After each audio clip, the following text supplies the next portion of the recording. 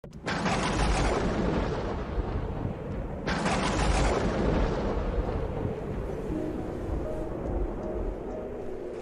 ce temps-là, Jésus disait à ses disciples, « Comme cela s'est passé dans les jours de Noé, ainsi en sera-t-il dans les jours du Fils de l'homme.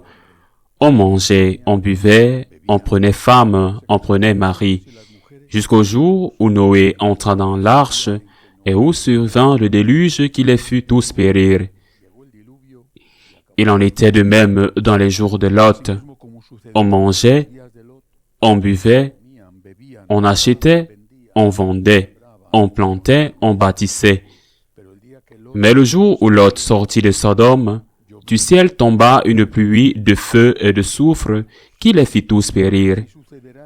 Cela se passera de la même manière le jour où le Fils de l'homme se révélera.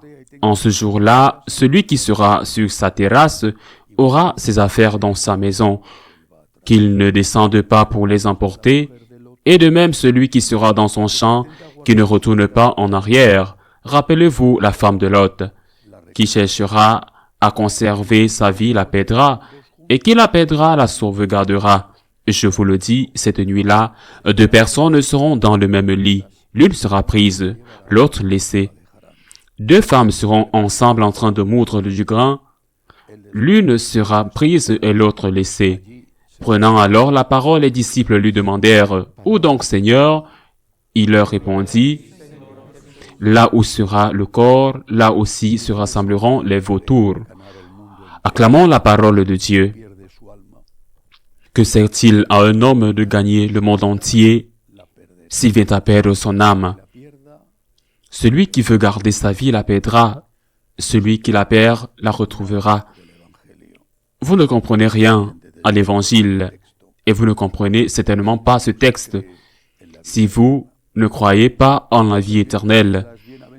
Les béatitudes sont une publicité à bon marché. Heureux serez-vous quand vous serez persécutés à cause de moi. Si vous ne croyez pas qu'il y a un jugement, une récompense et un châtiment.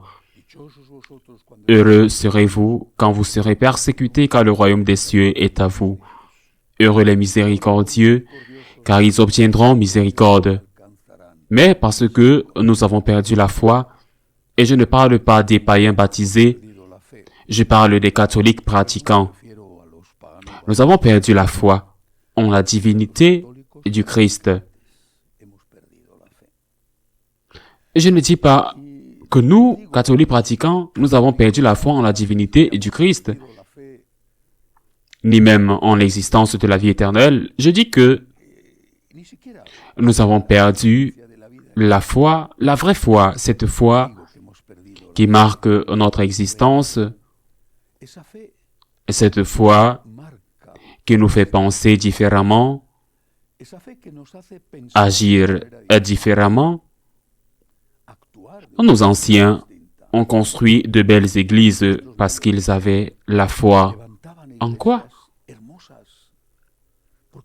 En ce que Dieu était là, en ce que c'était la maison de Dieu, mais aussi en ce que cette maison de Dieu, la construction et le décorum, le décor de cette maison de Dieu allait être récompensé.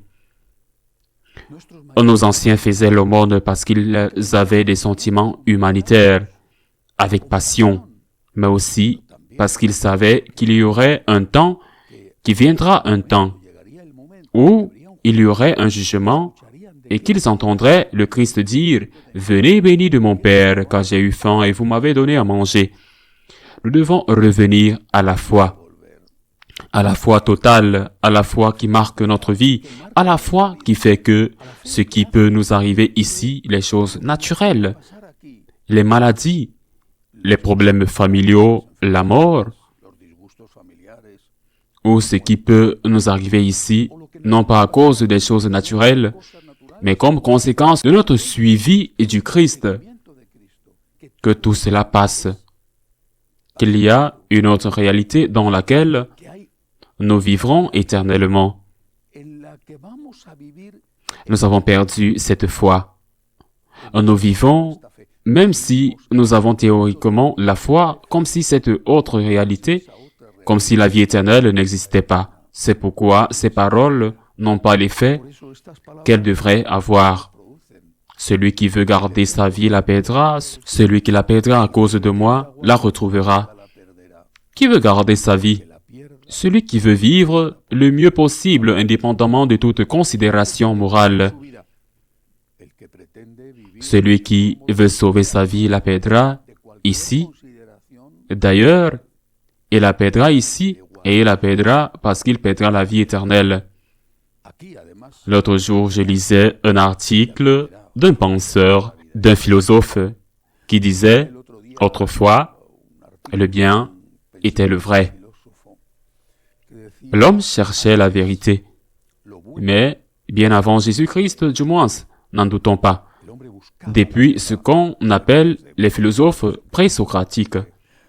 L'homme recherche la vérité car il sait que la vérité le conduira au bonheur. Aujourd'hui, le bien, disait ce philosophe, n'est pas le vrai. Aujourd'hui, le bien est l'utile. Et aussi, vu ce qui est utile du point de vue de l'agréable, ceci vous donne du plaisir, ceci est bon. Ceci est utile, ceci est bon. Et rien d'autre ne compte, peu importe que ce qui vous donne du plaisir nuise à autrui ou implique une manipulation d'autrui, par exemple la pornographie, la pédophilie, la prostitution, ou que ce qui vous donne du plaisir et vous est utile ait été obtenu peut-être par l'exploitation d'autrui. Et des enfants qui travaillent dans les mines en Afrique ou dans les usines de chaussures de luxe en Inde. Peu importe. Ce qui importe, c'est que ce soit utile, c'est-à-dire que la chaussure soit un peu moins chère, ou que le diamant que vous voulez porter ou que vous voulez offrir provienne d'une mine où il y a de l'esclavage. Nous avons perdu de vue l'avenir. L'avenir, c'est la vie éternelle. Et nous ne nous préoccupons de rien d'autre que de ceci, de l'ici et du maintenant. Le bien, c'est l'utile. Le bien, c'est l'agréable. Nos anciens avaient une autre conception de la vie. Ils croyaient à la vie éternelle, non pas parce qu'ils ne voulaient pas vivre bien. Avoir du confort, ne pas avoir froid en hiver, ne pas avoir chaud en été, manger décemment, s'habiller à la mode. Ils voulaient vivre dans une bonne maison, avoir de bons médicaments, mais pas au prix de n'importe quoi. Bien sûr, pas tous nos anciens, mais beaucoup. C'est pour cela que le Seigneur insiste, celui qui veut gagner sa vie la perdra, et celui qui perdra sa vie à ma cause, c'est-à-dire celui qui accepte qu'il y a des limites, et que ces limites sont celles fixées par l'amour, le vrai amour, l'amour de Jésus, nous enseigne, celui qui accepte cela sauvera sa vie. Ici sur terre, parce qu'il vivra heureux, parce que seule la vérité, qui est le Christ, seule la vérité, qui est l'amour, nous rend libres et nous rend heureux. Ici et dans la vie éternelle. Il y a la vie éternelle. Vivons toute la journée en sachant qu'il y a la vie éternelle. Sainte Thérèse disait, avec son humour si typique de la Castille, où elle est née et a vécu, elle disait, la vie n'est rien d'autre qu'une mauvaise nuit dans une mauvaise auberge. Peut-être que le lit était confortable, ou que les couvertures ne sont pas assez chaudes. Peut-être que le dîner était mauvais et qu'il y a même des rats qui circulent dans la pièce. Elle a dû séjourner dans de nombreuses auberges de ce genre en allant d'un endroit à l'autre, en fondant des monastères. Mais elle savait qu'il y avait la vie éternelle. C'est cette foi, cette certitude qui l'a aidé à supporter les épreuves de la vie. C'est ce que nous ne devons jamais perdre de vue. Il y a la vie éternelle. Ainsi soit-il.